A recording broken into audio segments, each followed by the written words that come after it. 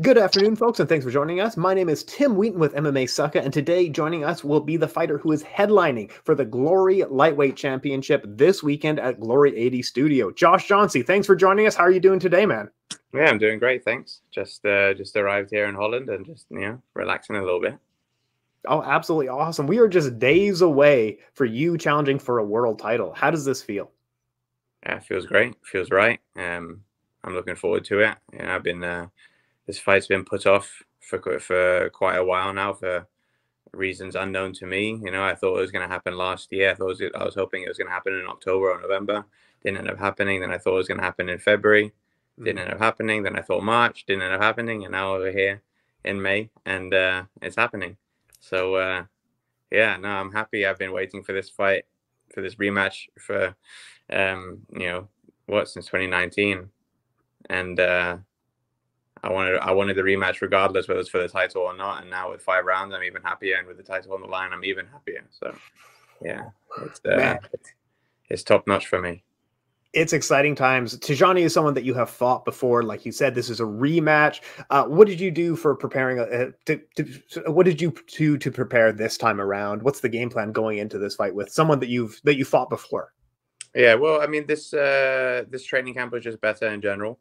Hmm. The last time I fought him, I brought a trainer that he's a great trainer, but we weren't working on things that were ideal for this opponent, and I didn't feel like I got the best of my training in that first fight.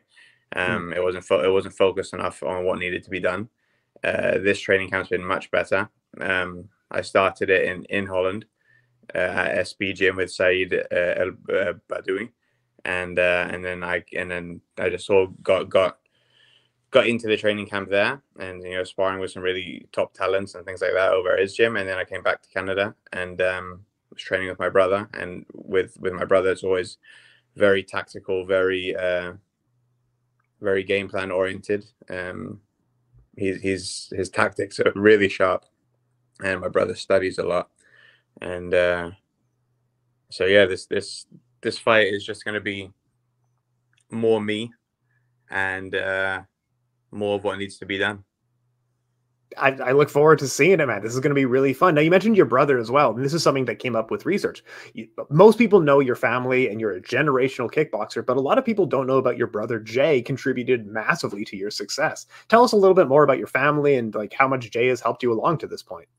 Well, I mean, Jay was my first opponent. I mean, he's 6 years older than me, and so I was the younger brother getting bullied and picked on all the time, Hmm. um, and that definitely made me stronger, made me more resilient, and no one can beat me up or even frustrate me to the point that he did, um, or yeah, or can, and so he's and about 10ish years ago or so when I moved back to Canada from Holland, Hmm. he sort of took over the reins uh, from training me because my dad couldn't hold pads for me anymore because his wrists and elbows and stuff were couldn't handle it anymore. So my brother sort of took over the reins, and since then he's also been helping a lot of top MMA fighters and stuff as well. And yeah, so he he um he studies the fighters. He's got a brain for it, and he was probably more into fighting than I was when we were younger. Hmm. Um, Watching fights and just that sort of thing. But he didn't wasn't really that hard into the actual fighting aspect of it. Hmm. What I was. So he's more of the brains behind it, and then I'm the muscle. I'm the one who gets out there and does it, But yeah, he's the tactician, and I'm the army. Man, that's a great role to have. I love that. That's a really good line. But you and like you said, you also worked with Syed Al Badawi at the SB Gym. It's kind of ridiculous how good the roster is at SB Gym. Like it looks like a made up roster of some of the best talent in kickboxing. How beneficial was spending time out there and training with those guys? Well, yeah, I mean that's why I went there. I've got lots of roots here in Holland. Normally I train with Andy Souwer, Hmm. or at Majiro Gym, but Andy. Andy sort of, his career, now that his career is sort of finished for for kickboxing, he didn't have loads of fighters at his gym, so we spoke, and he understood that I should probably go somewhere that's got a big roster, like you said, and yeah, SB Gym has one of the biggest rosters, and what I wanted was just to have a lot of guys. I wanted to have a lot of different people to spar with. Um, then there's international. There's guys from all across Europe and that there as well. So I just wanted lots of different bodies, lots of different looks and that sort of thing, and also be able to pick Saeed's brain a little bit and see what his thoughts are on my style and what I can do to improve. This is awesome. It feels like a lot of things are kind of aligning, and we're just days away from a title fight, but it feels like a lot of things are beginning to align for you. After a lifetime in kickboxing, we are almost to a world title here. What does that represent to you? What does this title mean to you? For me, it's everything, man. It's everything. It's what I've been. No other title has ever mattered to me. That's why I kind of went into Glory almost right off the jump as soon as I turned professional, because getting an ISKA or getting an IKF or something like that, getting one of those titles never meant anything to me. The only thing that ever meant anything to me was getting one of the top promotion belts, because these are the ones that all the top fighters were there.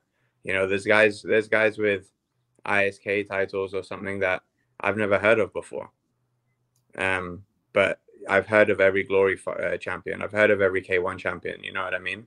And back when I was growing up, K1 was the thing. And then now eventually, when I turned professional, Glory took over, and that's the belt I've always wanted. That's the belt I want. That's my legacy. For me, I still don't even consider the money when I'm fighting. I have my team does that.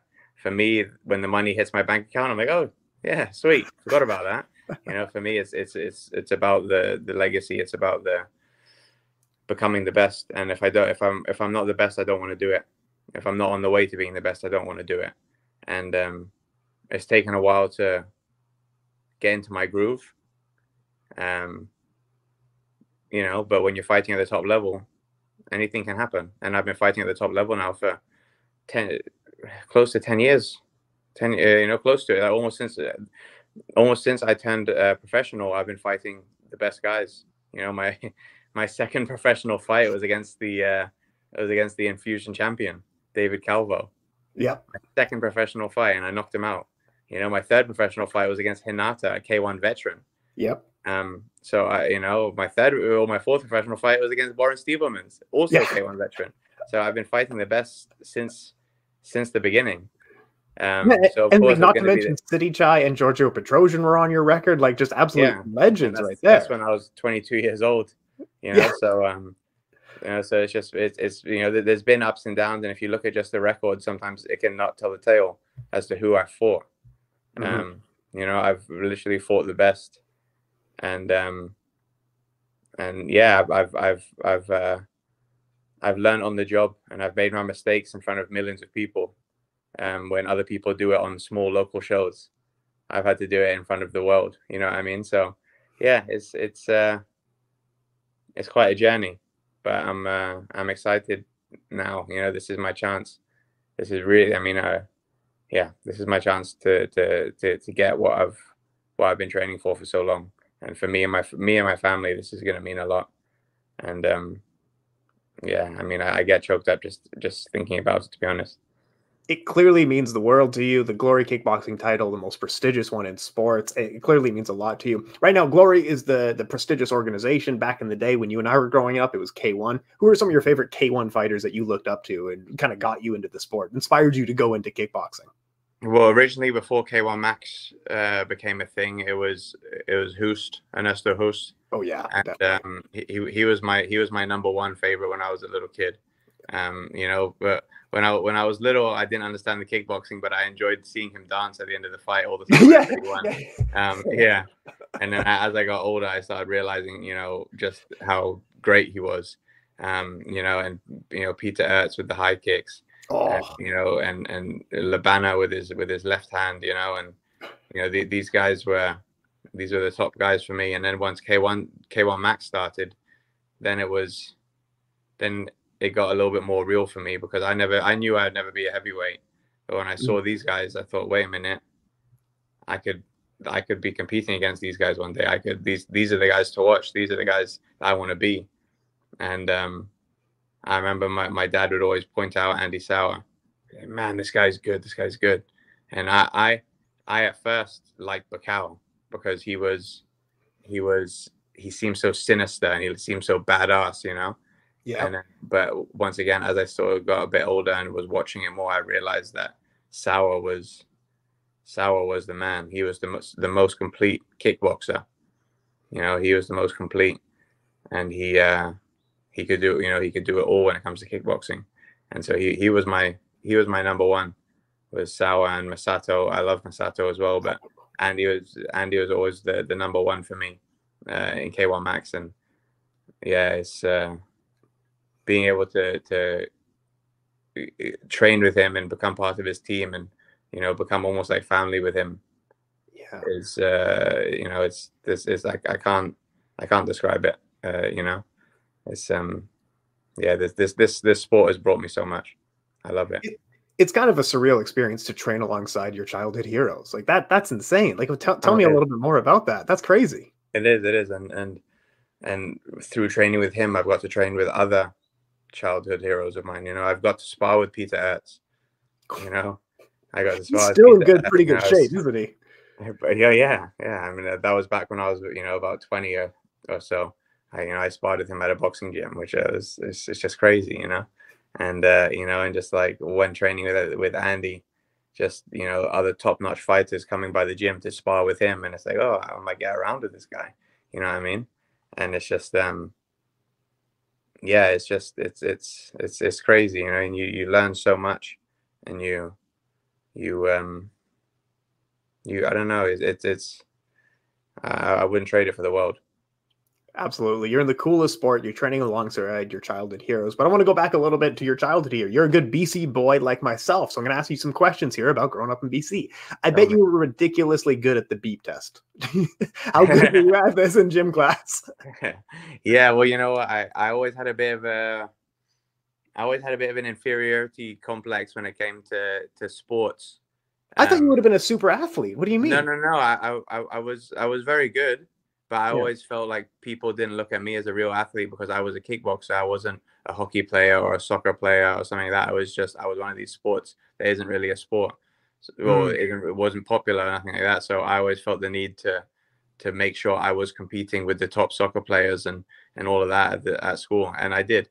I was always neck and neck with all the other typical sport athletes. And I was with them always, and occasionally beat them, occasionally they beat me, but I was always with them, and so I always felt I had to work hard to make sure that I was at that level of like the typical sports, so yeah, I did all right on the beep test. That's actually so funny. That ties perfectly into my next question. Was in school, who was a bigger jerk, the hockey jocks or the lacrosse jocks? Oh, my school didn't have either, really. No way. So you were the jerk? Some might say yes. I thought I was just having a laugh. I thought that was just my English humor. But yeah, some people might have said I was a jerk, and I've apologized to them later on, actually, because sometimes you feel like you might have been, but I thought I was just having a laugh. But no, I don't know. There wasn't too many like sport jerks or jocks and that sort of thing. At my school, there was the good athletes, but they were always cool and they were nice, and they respected me as an athlete and one that could kick their ass. So they respected me more.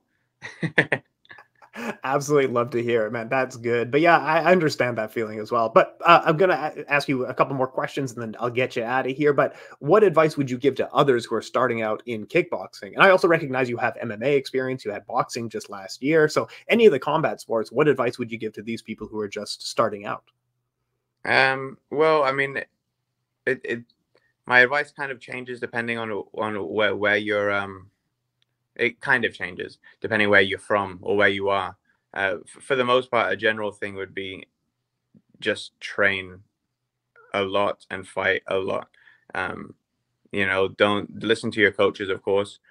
Don't be fighting when you're not ready for it. But I mean, training isn't a part-time thing, it's a full-time thing. If you want to get somewhere, it's a full-time thing. You can't be doing it sometimes here and there 3 days a week. It's not, it's a 6 days a week sort of thing. And study, watch other fighters, watch the greats of the past, the Rob Carmens, the Ernesto Hus, the Benny Arquitas, Peter Cunninghams, learn about these guys and watch what they do, because these guys are the ones who laid the pavement for us to be able to go anywhere. I mean, I take loads of inspiration from those guys, and I've stolen loads of techniques and stuff from them, and that's what I think has helped my success. But towards my success, and success I'll have this weekend. But it's but like also talking to people who are living in BC and in Canada, it's hard to make it in kickboxing. We've done surprisingly well in Glory, because Glory's given us the opportunity that no other organization really did give us before. But it's not easy to get going in Canada, because there isn't many fight events, and it's so big. The country's so big, you can't get to one place. If there's an event in Montreal, you're probably gonna have to pay for it yourself if you live in BC. Like all this stuff. So you can do what I did and move to Holland, move somewhere that's it's more popular, and you want to increase your chances of getting somewhere. I suggest you do something like that. But there's always exceptions. There's guys like Gabriel Varga, Joe Valtellini, that didn't have to go anywhere. These guys didn't have to go anywhere, and they made it work, just through getting good opportunities and that sort of thing. But guys like myself and Simon Marcus, he went to Thailand.